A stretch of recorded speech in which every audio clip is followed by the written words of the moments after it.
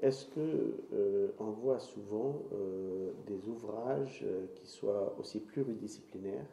Après tout, il y avait des spécialistes sur les reptiles, sur les oiseaux, sur les mollusques, des architectes, des ingénieurs, des chimistes qui ont travaillé d'une manière ou d'une autre dans ce travail monumental.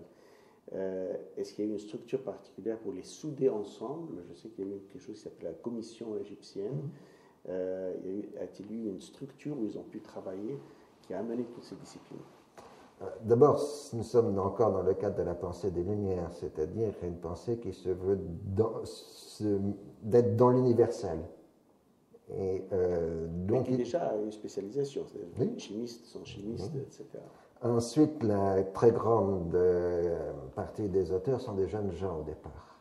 Il ne faut pas oublier que, je dirais très grossièrement, que la moyenne d'âge des savants, c'est aux alentours de 25 ans.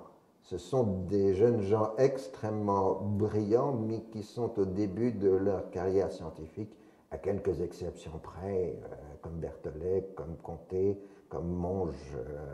Mais tous les autres, ce sont des jeunes gens. Il n'y a par exemple pas d'archéologues au départ. Les archéologues de la description de l'Égypte sont tout simplement des ingénieurs qui sont utilisés à faire des relevés archéologiques.